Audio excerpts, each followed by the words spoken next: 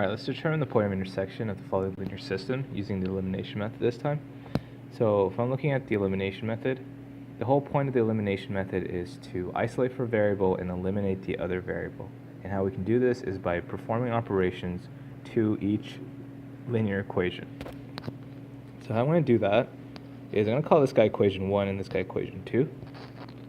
Equation 1, I'm going to put all the terms that include variables on one side of the equation and all the constants or the numbers on the other side of the equation. So I'm going to take the negative 2 over 3x, I'm going to move it to the left side so you get y plus 2 over 3x is equal to negative 2, right? And for equation 2, I'm going to move the 2x to the other side, you get y minus 2x is equal to 6. And what I want to do here is I'm going to eliminate for a variable and isolate for another variable.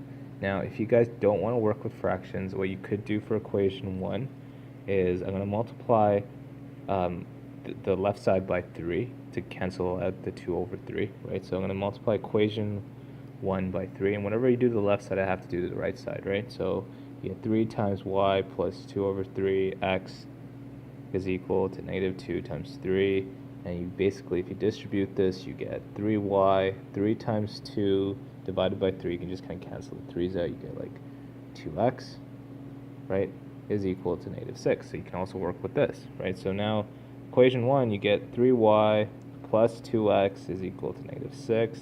Equation 2, you get y minus 2x is equal to 6. Just to make it easier, I'm going to isolate for y, and you don't have to isolate for y. You can isolate for x and eliminate for y. I'm going to isolate for y, eliminate x. And the reason I want to eliminate x is because if you notice here that if you look at the two x values, they're basically the same magnitude. They're just opposite in signs, right? So we can really eliminate a variable pretty quickly if we have the same magnitude. And that's the whole point of what I'm trying to do here. So because they have opposite signs, if I add these two equations, right, you can see that this would eventually cancel out. Now when you add equations, you have to add the left side independently from the right side, right? So if I add the left side of the equation, this cancels out. You get 3y plus y, that's 4y, and then you get negative 6 plus 6, which is 0. So think of the equal sign as just like a wall that separates the left side and the right side. Okay, so you get 4y is equal to 0, and if we want to solve for y, I'm just going to divide by 4. And you can notice here that y is equal to 0. Okay, so once we know what y is, we want to substitute back into the equation to solve for x. We know that at the point of intersection, both equations will have the same x and y value for the point, right? So that point will lie on both lines.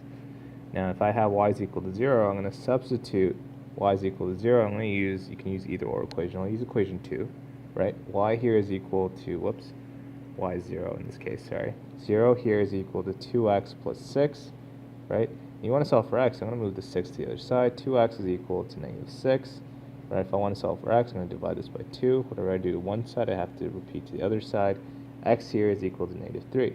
So collectively, the point here is negative 3 for x and 0 for y, and this is the point of intersection.